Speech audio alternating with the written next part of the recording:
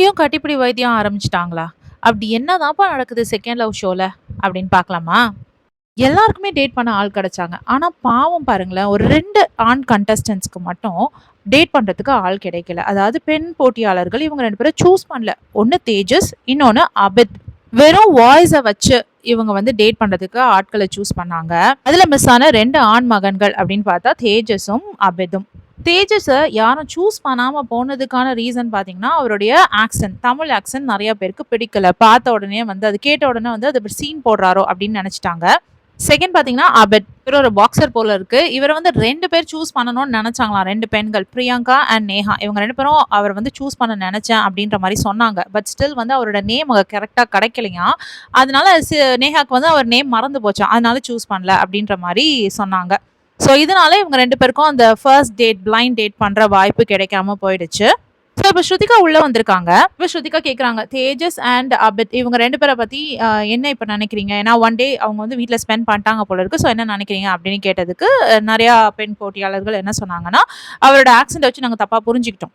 But ஆக்சுவலா அவர் வந்து எல்லாரோடையும் ரொம்ப ஜோவியலா, ஜாலியா, ஃபன் லவ்விங் பெர்சனா இருக்காரு. ஸோ எங்களுக்கு அது புடிச்சிருக்கு அப்படின்ற மாரி எல்லா பெண் போட்டியாளர்களும் அவருக்கு ஒரு நல்ல நல்ல பாசிட்டிவ் கமெண்ட்ட தான் சொன்னாங்க. அண்ட் அபிட் பார்த்தீங்கன்னா, அபிடோட இன்னும் நெறைய கனெக்ட் பண்ணணும் அப்படின்னு நாங்க நெனைக்கிறோம். நெறைய பேசணும்னு நாங்க நெனைக்கிறோம் அப்படின்ற மாரியும் சொன்னாங்க.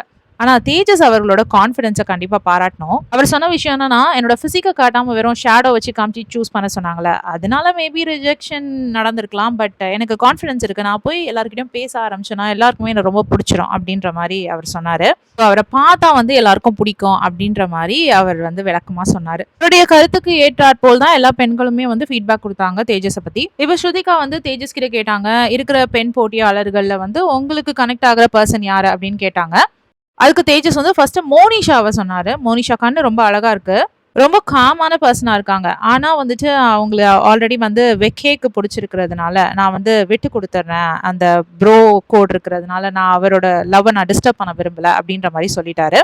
மத்தபடி வீட்ல வைப் மேட்ச் ஆகுற ஒரு பொண்ணுன்னு பார்த்தா, அது வந்து நேஹாவ நான் சொல்லுவேன் அப்படின்னு தேஜஸ் சொல்றாரு.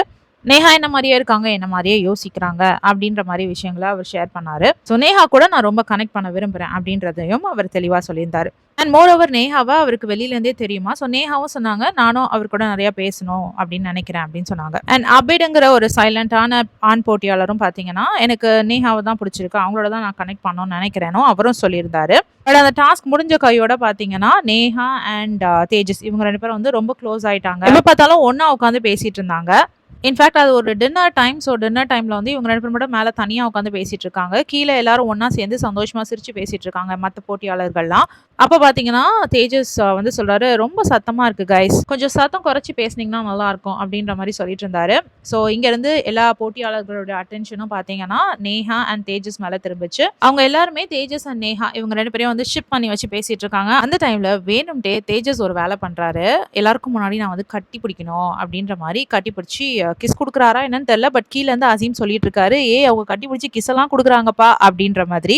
தூரமா உட்காந்து சாப்பிட்டுட்டு இருந்த ஈடன் அப்படியே ஓடி வந்து, "என்ன என்ன நடக்குது? இதெல்லாம் நான் பார்த்து ரொம்ப நாள் ஆகுதே" அப்படின்ற மாரி வந்தாங்க. பார்த்து ரொம்ப நாள் ஆகுதான்னு அவங்களையும் பிடிச்சு ஒரு கலாய்ச்சாங்க. அதுக்கு பிறகு அபேடையும் போட்டு கொஞ்சம் ஓட்டுனாங்க. பாவம்ப்பா இந்த மனுஷன் சோகமாயிட்டாரு. இவர் வந்து நேஹாவோட கனெக்ட் ஆகணும்னு கேட்டாரு. ஆனா வந்து தேஜஸோட நேஹா கனெக்ட் ஆயிட்டாங்கன்ற மாரி கிண்டல் பண்ணி பேசிட்டு இருந்தாங்க. ஸோ நேஹாவும் தேஜஸும் வந்துட்டு இந்த கட்டி பிடிக்கிறத வந்து மத்த கண்டஸ்டன்ட்ஸ்க்காக பண்ணாங்களா?